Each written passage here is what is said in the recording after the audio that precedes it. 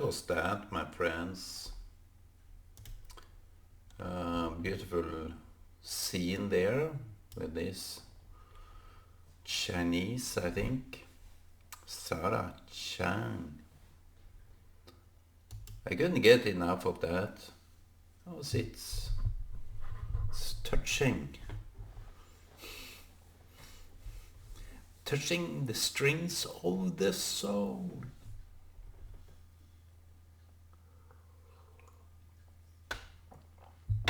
Who can do that? I bet this lady did back then. And now she is doing it again, over and over again. Can you touch people's soul, my friend? When we talk, we need to talk on the level of the soul. Everything else is a diversion of honesty, truth. It's a separation. It's a separation when you can't talk soul to soul on that level. I heard that yesterday.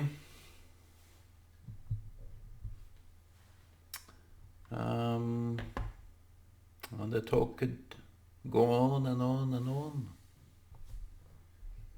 Nobody really knows where time is.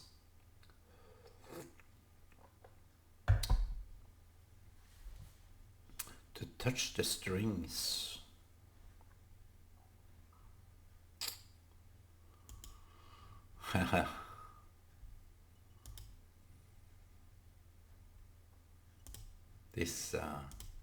This violence.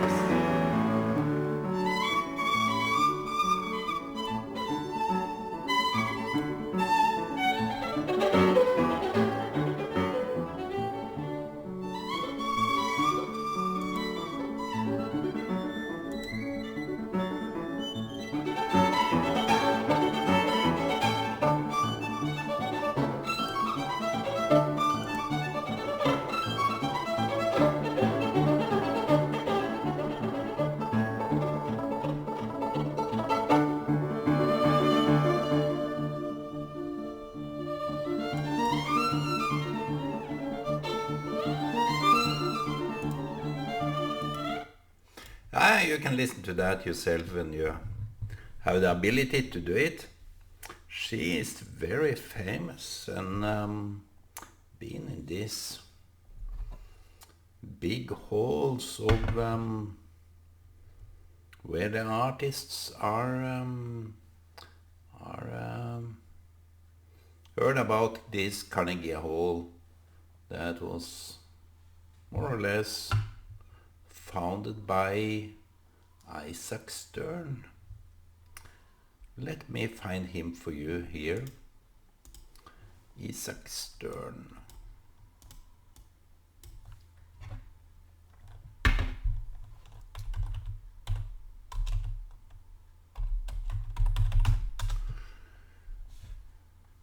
He is kind of a violinist himself. Okay, we start here. Go to the maestro. Sibelius.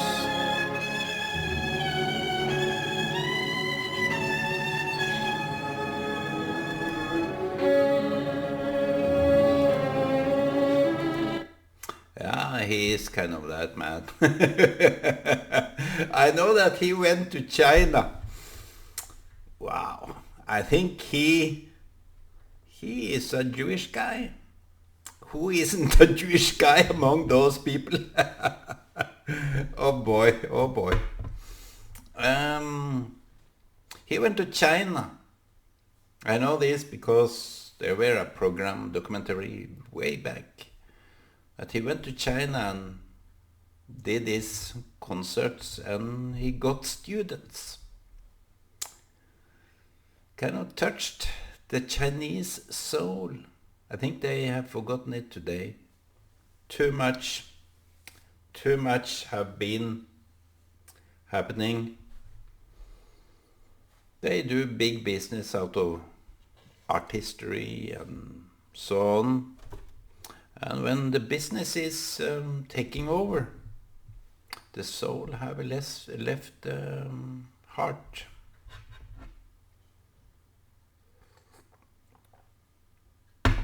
It's draining out like this time glass. You can hear it drops. I can hear it. And I will remind myself of that.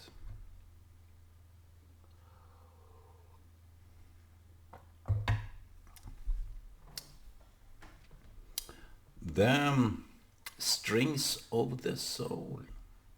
Who will forget that, my friend? When you are in a appearance that you touch on someone's soul,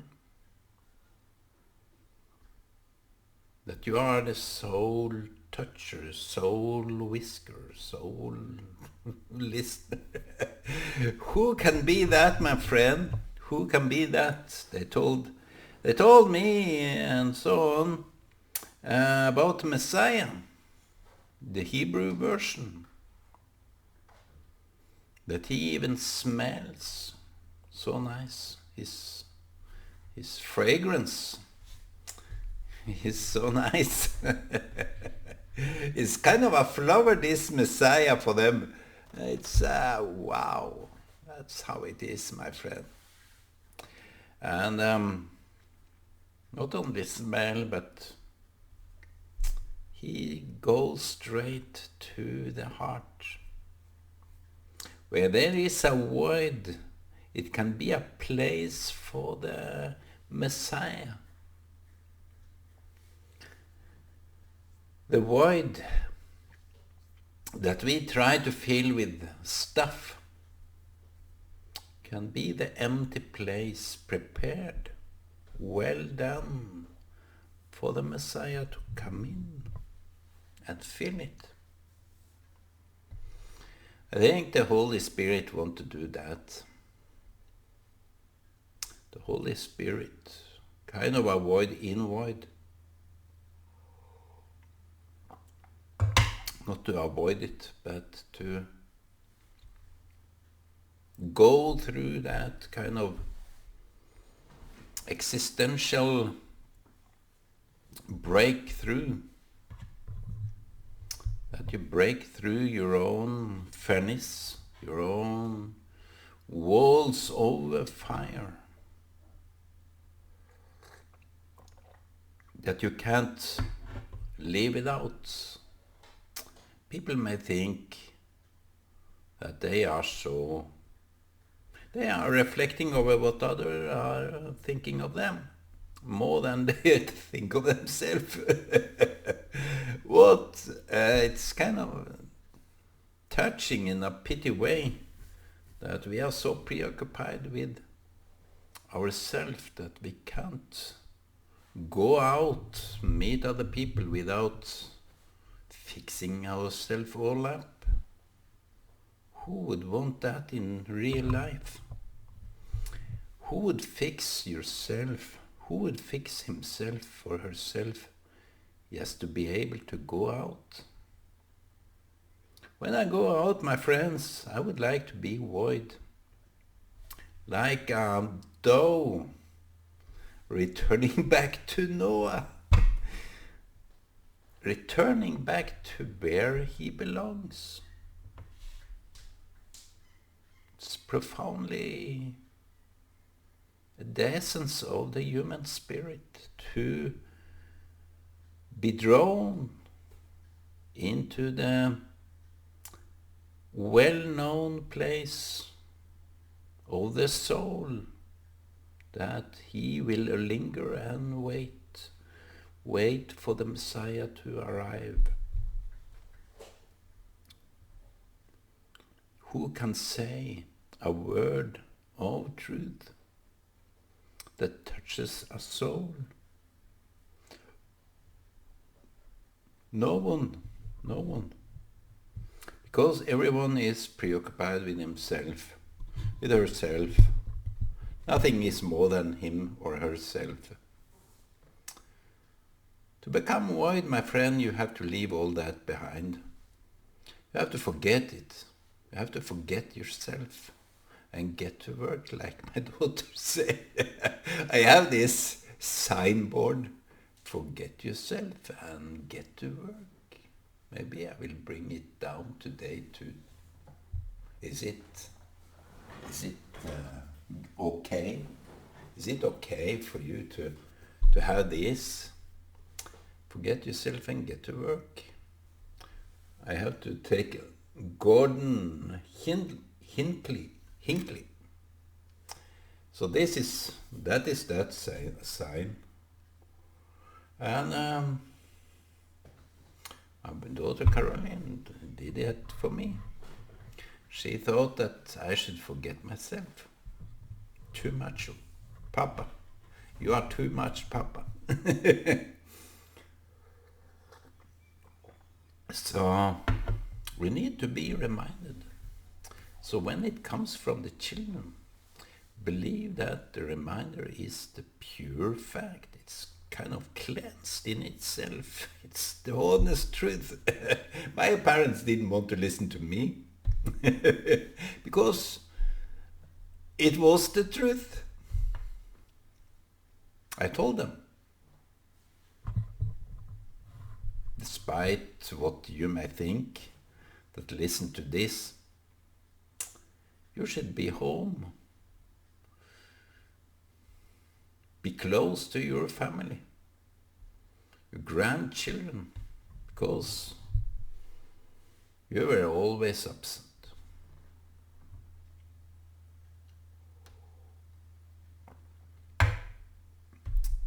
Simple words. They ended up at home, got stroke and died. I have thought much of that. What make people die? What make people live? Is it for your own image? Is it for your own soul? Is a word well written in Bible? If a person gain the whole world and loses his soul, I think that goes a very long way. It goes far beyond, because you can own so much, you can have so much, you can administrate so much, you can be so much, but you can lose very easily when you own all that, to forget who you really are. It's not nice to be that kind of, it's not even obnoxious, it's dead. Then you are dead. Then you are separated. I wanted to talk about separation today, but what more than keeping your soul is important? I want to talk something important that you and me can agree on. I don't know, you you may listen to me but disagree, and it's okay. I don't hear you anyway. I only hear my own thoughts. It's all crazy up there. I sit here and drink coffee and juice and make my own juice. So the soul, my friend, how can we keep our soul in this world that will draw us apart? Everything seems to be very awkward. I said something outside when it was volunteer day, that this and that happened. Then I really blow the poop all over. And you can't say much today without understand that this is awkward, this is wrong. You shouldn't say that, you shouldn't be that, you shouldn't do that. So everything, I think even some of my closest friends feel awkward about me. I'm that sensitive. I understand things. Even if they don't understand that you understand, I understand. Because it's quite obvious how they show that. They may feel that they are secure the moment they feel that you are dumb, stupid, awkward. I have learned my lesson. There are so many things to feel awkward about. It's too much. It's very much. About others, obviously. But that is some learning curve that you have to learn yourself. That if you feel that others are awkward, stupid, retarded, or somewhat don't understand the society's game rules, I think they are the ones that are awkward. I think you that are on your pedestal, on your high throne, you are the awkward one. To say, to feel, to view people like that is not good. That is awkward. That is the awkward thing. They don't understand those things. They don't capture their own mistake. You let them be. You let them feel what they feel. You let them do what they do. If I'm that kind of man that knew it all, how awkward is that?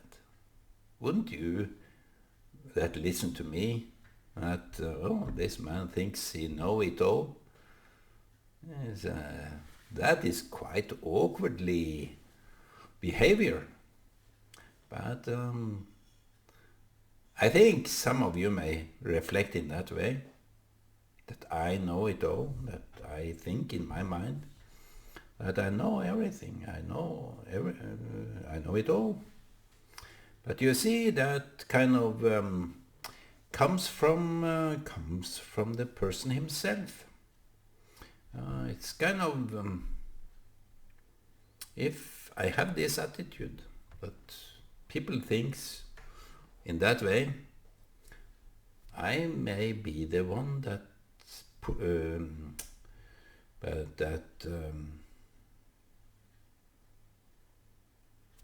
just transform a self-imagery to other persons, projecting myself to others. And I have a lifetime trying to arrest myself from that.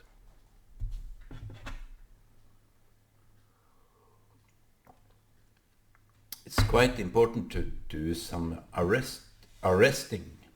Be your own police, my friend, before the police are taking you home.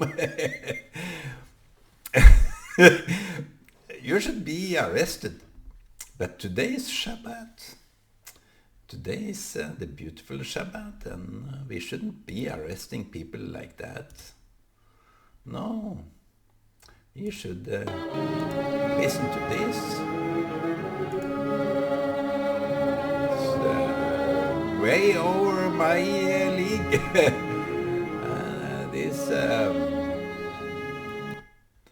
This tune. Oh yeah. Hitting the strings. Who will crazy. She's crazy with this zapatedo. And yeah, this is okay. We want to do more of this. Isaac Stern is smiling. He got the Polar Prize with Bob Dylan. I can write Bob Dylan here. He got the Polar Prize. Here is Bob Dylan and the Polar Prize again. Here you have him. He's kind of awkward in himself. Look, he feels awkward. This guy, he feels just awkward. And it's kind of, look at this man. He is just very awkward. I don't know whether he likes it or not. No one knows. So Bob Dylan is that kind of, what am I doing here? What? Did I do something? I'm not here. I don't like myself now.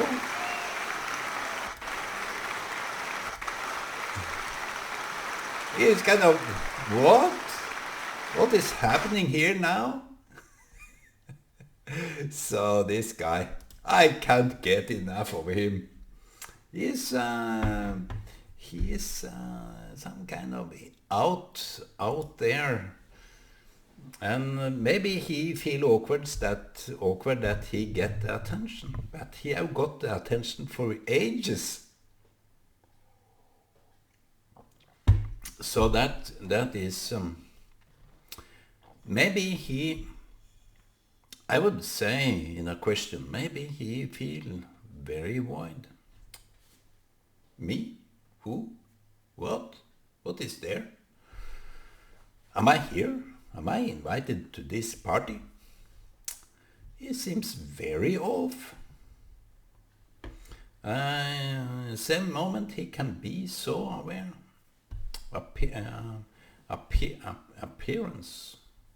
So this kind of guy is something enigmatic that I kind of am drawn into. So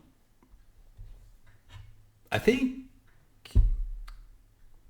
not to mention any people specifics, but Jesus is a good example, as was many others, biblical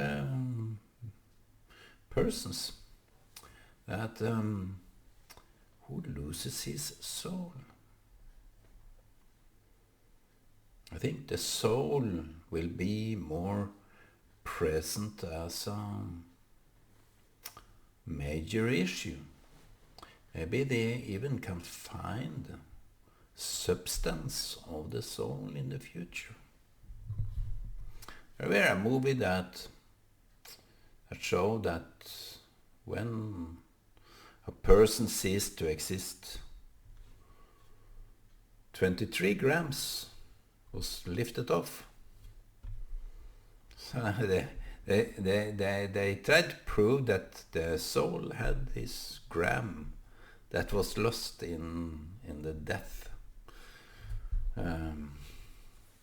when exactly the moment they died. So who knows? I don't know that, but it's a good sign that we are just bodies. I was also thinking about who did the first sin, because I have mentioned earlier that separation is a sin, and God separated himself from the human. He became invincible. But I think it's polar opposite.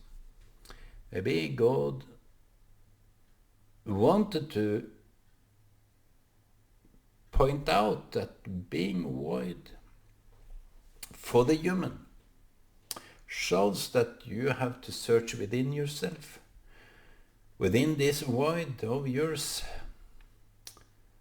that will when it matches in contact with God, it will be a complete creation.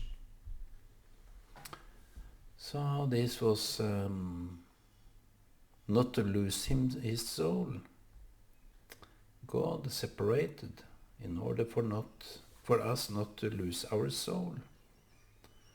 So that's some thoughts of mine, but I think in the future they will research this soul, because life, as we know it as human beings, how life is continuous,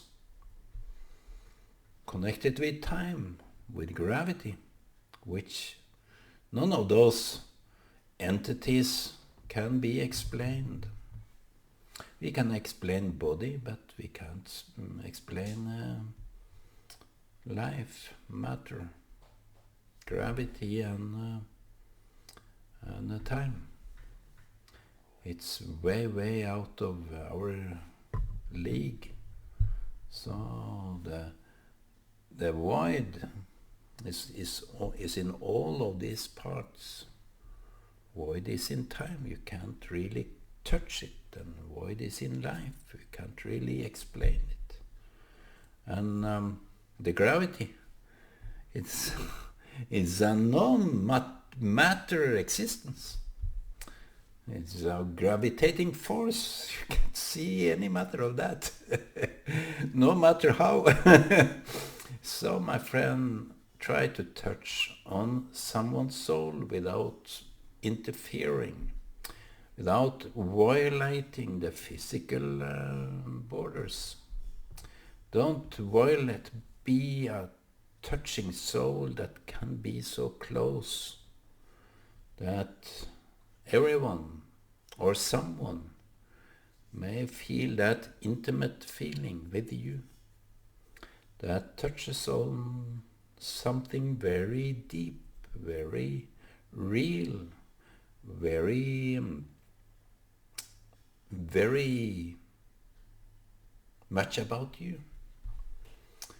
Be considerate, my friends, and to be a blessing you need to understand those kind of things that I was talking about now. To touch. The human touch. Bruce Springsteen sang about that. Something about the human touch. Those strings with it, those artists were touched in a way that makes something of our own emotions bloom, can make us cry. How the deepest feeling that we are having. We have deepest feeling, but people try to avoid showing it. So to show love is to show your feelings to other people. You don't need to break any borders to show love. You don't need to be so close physically, just to prove that there is no separation. It can be also silence that connects people. So my friend, Shabbat Shalom. I love doing this, and I hope that you will get something of a blessing, profound truth. Not that I say it, but you hear it. I touched you. Be in peace, my friend, and love. So, bye-bye, Shabbat Shalom.